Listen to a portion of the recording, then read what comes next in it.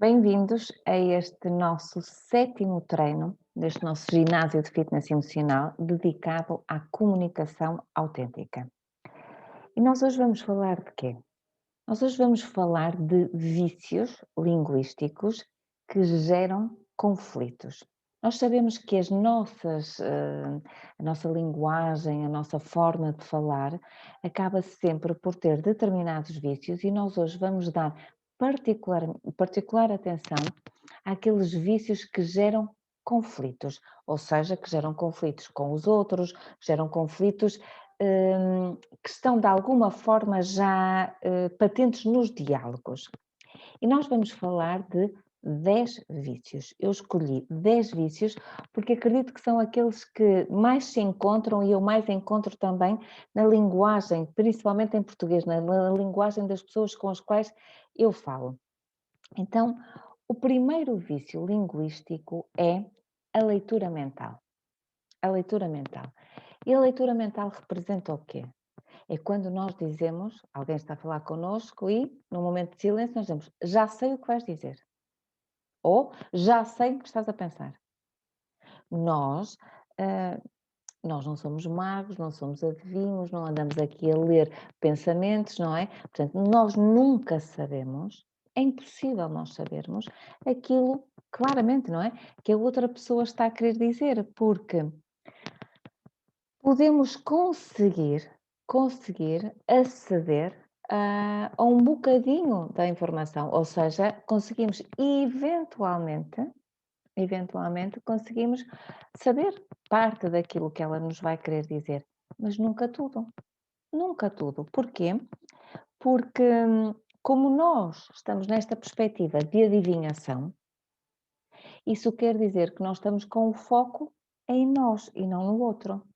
Isto porquê? Porque se eu tivesse com o foco no outro, aquilo que eu faria era deixá-lo falar, certo?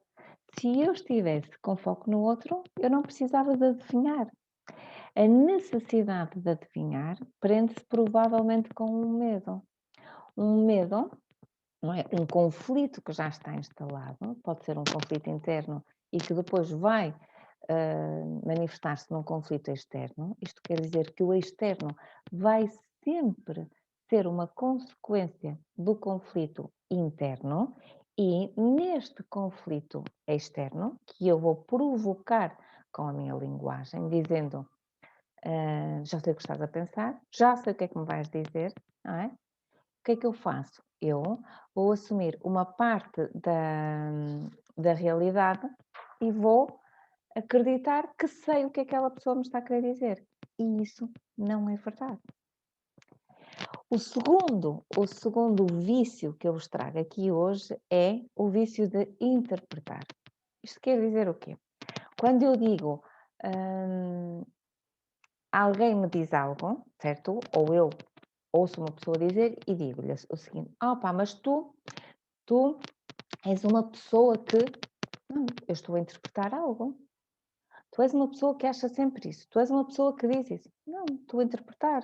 Quando eu atribuo, ou tu dizes isso porque és má, ou dizes isso porque não gostas de mim, eu estou a atribuir intenções, não é? Ou tu dizes isso porque queres que eu te faça algo, não é? Eu estou a atribuir intenções ao outro. Eu estou a atribuir intenções à outra pessoa. E quando nós atribuímos um significado, uma intenção àquilo que o outro me está a dizer, hum, eu não estou necessariamente a ouvi-lo. Por isso é que gera conflito, mais uma vez. O outro diz-me A e eu interpreto aquilo A como sendo um B. Vejamos, se eu consigo criar ou interpretar a realidade do outro à luz daquilo que eu acredito, não é? Ou da forma como eu vejo o mundo, eu posso dizer que eu não consigo interpretar a verdade do outro de forma totalitária, certo? Eu só consigo interpretar a verdade do outro à luz daquela que é a minha verdade.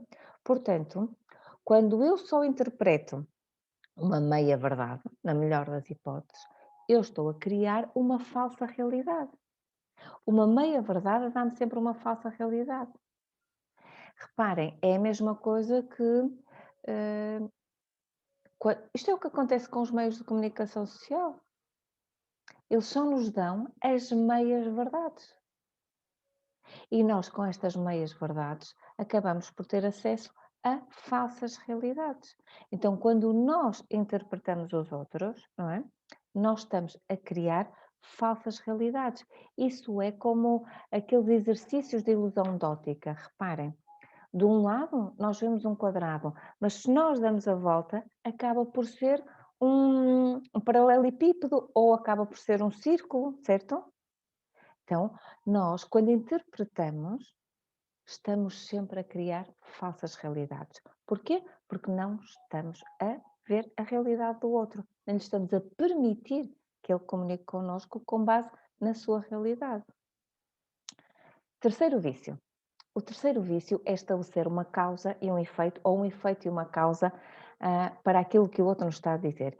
Isto são diálogos surdos. Surdos. São aqueles diálogos que nos irritam profundamente e muitas vezes levam-nos a um estado de, mesmo quase de descontrolo, que é quando alguém diz: "Opá, hoje estou triste". "Ah, puder, olha, com este tempo também toda a gente está triste". Não, não tem nada a ver com isso. Estou triste porque não sei o que fazer. Opa, realmente também não sabes o que fazer, a maioria das pessoas anda opa, e começam neste looping, a pessoa está sempre a gerar ou encontrar uma causa para aquilo que nós lhe estamos a dizer. E isto acaba por ser muito irritante, não é? Aliás, eu até apontei aqui há aqui um exemplo neste livro que é extraordinário, que é Nem Eu Me Explico, Nem Tu Te Entendes, um senhor chamado Xavier Gui, e ele é muito engraçado e aqui tem um exemplo claro desta causa e efeito, que é o A diz: outro dia de noite não me senti muito bem. Ah, de certeza que comeste demais, responde o B. Não, é por causa do trabalho. Claro, cada dia exigem mais de nós, não sei como é que vamos acabar. Não, é que vai haver mudanças no pessoal. Estás com medo que te despeçam? Não, mas podem transferir-me. Ah, então tu queres ficar? Não sei. E é por isso que não me sinto muito bem de noite. E nós aqui percebemos que parece quase um diálogo daqueles que eu digo que é esquizofrénico. O B está sempre a atribuir causas àquilo que o A está a dizer. E o que é que podia ter acontecido? É? O A diz: outro dia de noite não me senti muito bem. A frase é a mesma. E o B diz: e o que é que aconteceu para que não te sentisses muito bem? Hum? Estou preocupado porque na empresa vai haver mudanças de pessoal. E o que é que te preocupa exatamente? Que me possam transferir. Estão a ver como este discurso acaba por ser muito mais gerador de entendimento? Então, nós temos que analisar e ver quando é que, na nossa linguagem, estamos a utilizar este vício linguístico que nos faz atribuir uma causa a tudo o que o outro está a dizer. Na certeza, porém, de que este é um dos mais irritantes, eu acho. E agora vamos ao 4, certo? Ou ao quarto que eu escolhi para hoje. Perdão. Este quarto tem a ver com o quê? Com o fazermos juízos de valor. Este quarto tem a ver com fazermos juízos de valor. Quando eu digo, alguém me diz algo, eu digo, tu não estás a ser justa. Isto é um juízo de valor. Tu nunca respeitas os outros. Isto é um juízo de valor, não é? E o que é que, sempre que eu digo, faço um juízo sobre o outro, à partida, eu estou a projetar-me. Isto quer dizer o quê? Quer dizer que há uma parte de mim que eu não quero ver ou eu não reconheço e estou a projetar para o outro. E o outro, na verdade, isto é muito bonito, não é? O outro, na verdade, só está a fazer o favor de me mostrar aquilo que eu não quero ver em mim ou reconhecer em mim. Então, há uma frase que eu acho extraordinária que diz: por trás de um juízo está sempre uma confissão. Eu acho esta frase linda, fantástica. Então, o que é que nós podemos ver? Por trás do juízo de valor que nós fazemos relativamente ao outro, está sempre uma confissão da nossa parte. Isto quer dizer o quê? Que há algo que eu não reconheço ou não vejo em mim e que através do juízo eu trago à luz. Portanto, atenção aos nossos juízos de valor, porque eles revelam sempre algo sobre nós. Não se esqueçam da frase, que é: todo o juízo é uma confissão. Por trás de um juízo há sempre uma confissão. E o quinto são conselhos, não é? Quando nós nos pomos a dar conselhos aos outros sem que eles nos peçam, isto acaba por gerar conflitos, e as frases são giríssimas e no nosso português nós reconhecemos muitas delas, que é: eu cá não sei, mas, ou então dizemos, eu se fosse a ti, são aqueles conselhos que saem de forma assim subreptícia, ou no teu lugar eu faria. Temos sempre a dar, ou não é comigo, mas eu não gosto de dar conselhos, mas se fosse a ti eu fazia isto. Isto é uma coisa que nós ouvimos muito. E agora a pergunta é: por que razão precisamos nós dar conselhos aos outros? Principalmente quando eles não nos pedem. Então nós, quando nós damos um conselho ao outro, devemos sempre fazer uma coisa: ouvir o que estamos a dizer. E quando eu digo: devias poupar mais dinheiro, devias estar mais atenta, tens que respeitar mais os outros. Se no teu lugar eu faria isso. No teu lugar eu faria outra coisa qualquer. Se eu fosse a ti, não me preocupava com. Vamos dar atenção àquilo que estamos a dizer. Porque o conselho que nós estamos a dar ao outro, provavelmente, é algo que nós também precisamos de ouvir. Então, nós podemos perceber que, muitas vezes, através do conselho que damos aos outros, nós ouvimos algo que nós precisamos dizer e as crenças limitantes que também temos em nós. Eu se fosse a ti, despedia-me, certo? E a outra pessoa diz: mas eu não tenho como sobreviver. Mas não te preocupes, faz. E se calhar nós temos aqui uma crença limitante relativamente à liberdade e ao dinheiro, ou relativamente à autoridade, não é? E à liberdade. E através dos conselhos que nós damos aos outros, nós percebemos muito daquilo que somos. E uma coisa importante é que no conselho que nós damos ao outro, nós percebemos o nosso grau de empatia. E estes em particular, estes conselhos que geram conflito, revelam empatia zero. Zero. Porquê?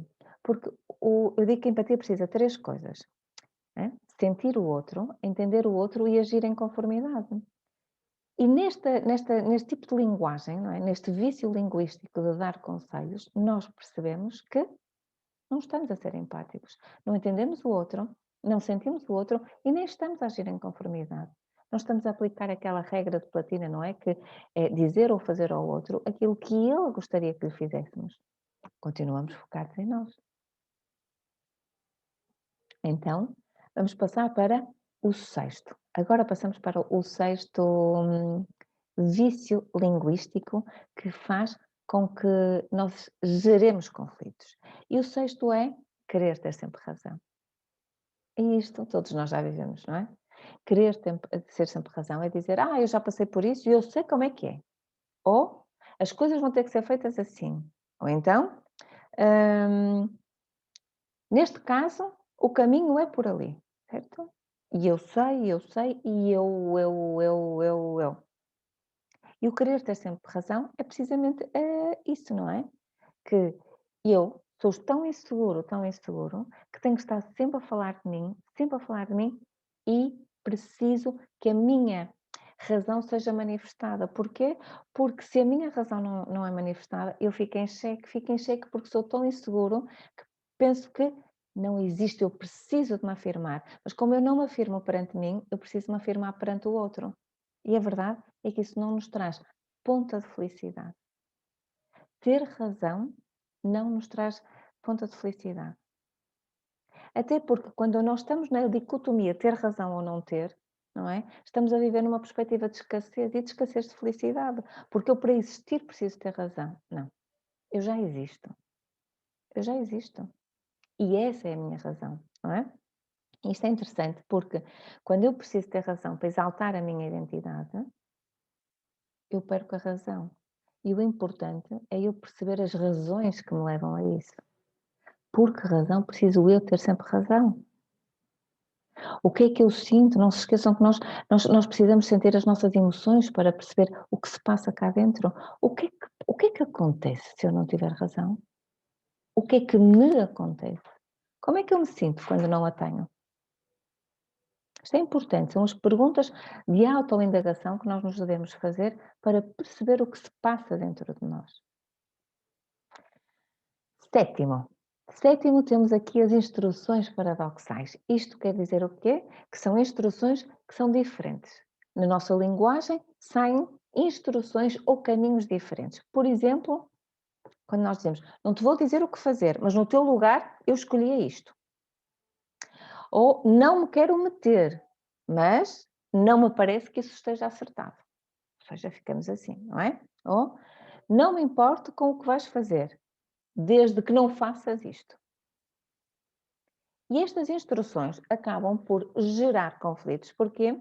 Porque há uma coisa importante, elas são ameaças veladas. Estas instruções são ameaças veladas. Não me importo com o que faças, desde que não faças isto. Estão a ver o paradoxal? E o que nós estamos a dizer é, se me fazes isto, vamos ter problemas. Então, percebamos que quando nós utilizamos isto, estamos a entrar em confronto. Porquê? Porque muitas conversas que nós temos quando começam, já te disse, podes fazer o que quiseres, mas isto não. E andamos neste discurso paradoxal, muitas vezes nós dizemos, acabamos as frases, agora é contigo, tu é que sabes. E isto é a mais concreta das ameaças. Esta é a mais concreta das ameaças. Faz o que quiseres, agora é contigo. E o outro pode perguntar: ok, e se? E se eu fizer? E aqui é o confronto a instalar-se de uma forma já muito exacerbada. Os nossos confrontos começam sempre com a linguagem, os nossos conflitos começam sempre com a linguagem, por isso é que a comunicação é fundamental. Fundamental. Vamos ao oitavo.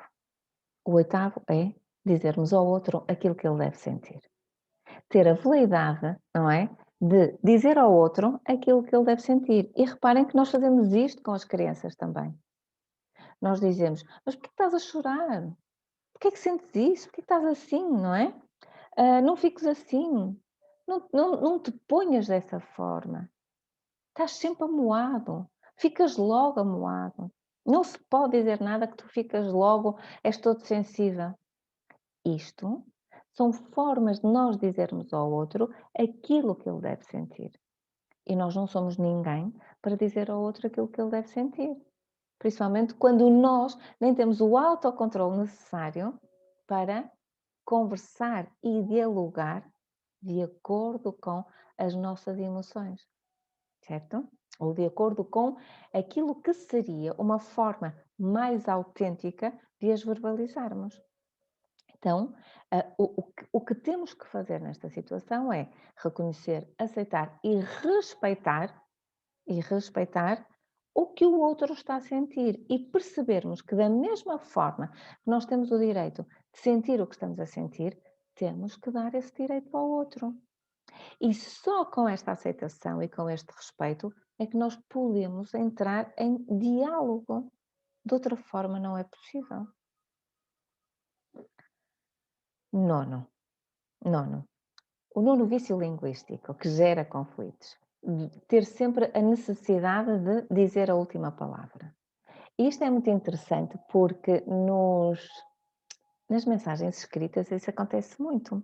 E eu percebo, às vezes pergunto, não é? Em consulta, e então ficou por aí, não aguentei, tive que dizer mais isto. Quando a situação parece que já está resolvida, às vezes parece que vem sempre assim uma chega no final, e que acaba por acender a chama. Isto é parecido com o querer ter sempre razão, mas tem aqui alguns requintes ainda de malvadez, que é, imagina que nós estamos num conflito, estamos numa discussão e a coisa parece que acalma, certo? E está toda a gente, imagina, estamos numa discussão, está tudo à mesa e de repente chegamos a um consenso, encontramos equilíbrio e harmonia, está ali paz. E depois há um que diz: "Ok, mas vocês fiquem sabendo que", pronto, e volta, que eu não vou esquecer, ou que e volta tudo. Isto é como se nós tivéssemos um incêndio que acabou de ser apagado, mas ainda está muito quente, certo? Muito quente. E se nós deitarmos uma folha de papel ou uma acendalha ou qualquer coisa, aquilo vai voltar. E este é outro vício. É as pessoas precisarem de se enaltecer e no final dizerem: "Mas fiquem sabendo que esta é a última vez que eu faço isto", ou esta é e a discussão acende. E o que é que acontece? O que é que nós percebemos aqui? É que há um vício. Aqui há um vício, não é, de alguém que está habituado ao confronto, que está habituado a viver no conflito. E quando se instala paz, quando se instala harmonia, há um desconforto. Pá, eu não sei sair desta situação assim, com este grau de harmonia e de entendimento. O corpo quer sempre, não é? O ego quer sempre voltar ao estado anterior, porque é o estado que é mais confortável para ele. Neste estado de entendimento e harmonia, eu não sei o que fazer, não sei como agir. E mais, quando não sei como agir, eu sinto-me inseguro, indefeso, saí da minha zona de conforto. Portanto, no final, o que é que eu faço? Remato com aquela frase, não é? E digo, mas fiquem sabendo que. E volto à minha zona de conforto, que é a de conflito e de desentendimento, porque ali eu sei quem sou, ali eu sei qual é o meu lugar e ali eu sei qual é o meu papel. Vejam só o que o nosso ego nos faz. E agora, por último, temos a décima, ou o décimo motivo pelo qual nós descomunicamos e geramos conflito, que é falar sem dizer nada. Falar sem dizer nada. São aqueles discursos vazios de conteúdo em que nós dizemos: "Pois, eu entendo, já viste que", não é? "É muito difícil, estamos numa situação muito difícil", ou "O governo está a fazer isso", ou "As vacinas não chegam para todos". Parece uma esquizofrenia, uma verborreia esquizofrénica, não é? Que é falar, falar, falar e não dizer nada, que é: "Não sei o que é que as pessoas querem, não sei para onde é que este mundo vai, parece que já não se preocupam uns com os outros, saem de casa sem máscaras e agora que já não há dinheiro para. E começa uma confusão mental que é, parece que pegam nos problemas todos do mundo, metem-nos num saco e depois regurgitam-nos, ou seja, quase como os passarinhos dão de comer, não é, às suas crias, que é falar, falar, falar, falar, e as pessoas não se entendem. Não se entendem nestes diálogos esquizofrénicos. Obviamente que o que acontece é que essas pessoas são panelas de pressão em termos emocionais, que têm uma série de emoções aqui contidas, não é? Pelas suas razões, e o que querem é soltar, soltar, sem nada dizer, e obviamente que quando nada se diz, ninguém se entende. Ninguém se entende. A ausência aqui o que acontece é a ausência de situações concretas e as pessoas, na verdade, concretas, não é? De estou a dizer isto porque não, estou a dizer isto simplesmente porque tenho que falar, tenho que me dizer, e começo a dizer uma série de coisas só, na maioria das vezes, para provocar o conflito, para provocar a discussão. Porque aí eu vou conseguir despolutar algo que me permite ventilar. É como se o que eu quisesse é, estão a ver as panelas de pressão antigas? Eu preciso de algo que me faça tirar o pipo para sair aquela pressão dentro de mim. Então começo a falar, a falar, a falar, a falar, para despejar. Despejar as minhas emoções. Para, para gerar um conflito e poder ter as emoções, não é, a saírem de acordo com aquilo que eu estou a gerir, a gerar, perdão, porque sem o conflito eu não posso irritar-me, não posso falar alto, não posso gritar. Então começo com estes discursos vazios de conteúdo para depois surgir o conflito, que é comprar uma discussão a todo custo. Basicamente, esta. E agora nós entendemos, e é importante, já agora que acabamos de falar sobre estes 10 motivos, não é? destes vícios linguísticos que acabam por gerar conflitos, nós percebemos que todos os utilizamos. Em maior ou menor escala, nós percebemos que os utilizamos. E o exercício que eu vos proponho é ouvirem novamente este vídeo, portanto, vocês vão ter essa possibilidade, e anotem cada um dos vícios. E depois anotem num sítio, num papel onde vocês possam ver. Ver durante o dia, ou possam ver pelo menos uma vez por dia.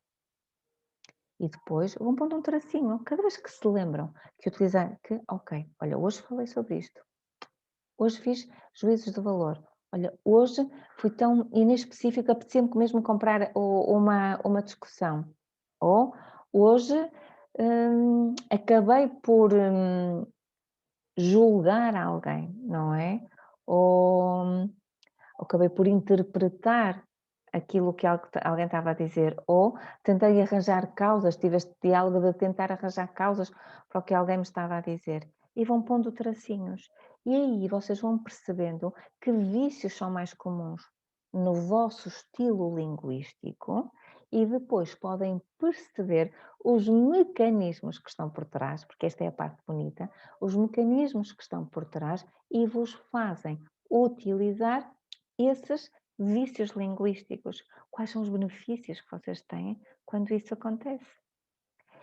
E quando nós conseguimos limpar a nossa linguagem destes 10 vícios, eu garanto-vos que o que acontece é entendimento. Esta é uma comunicação autêntica quando nós não temos estes 10 vícios. Nós passamos a falar de forma muito mais autêntica. E a comunicação autêntica, o que faz é promover o entendimento. Promover o entendimento. Gera harmonia. Gera harmonia. Não tem estas escaladas de conflito. Porquê? Porque simplesmente nós não temos conflito interno para exteriorizar. Portanto, façam este exercício, ouçam novamente, façam os pauzinhos e depois autoindaguem-se. Por que razão faço isto? Que benefícios tenho eu? E neste processo começam a limpar os vícios linguísticos e eu garanto-vos que caminham para uma maior harmonia, um maior entendimento nas vossas relações, porque a vossa comunicação acaba por refletir isso. Este foi o nosso treino dedicado aos vícios linguísticos e à forma como estes nos geram conflito. Nós vemos para a semana, já em direto, e aproveito para vos desejar um excelente feriado. Para a semana já estamos aqui em direto todos. Fiquem bem, boa semana e bom feriado.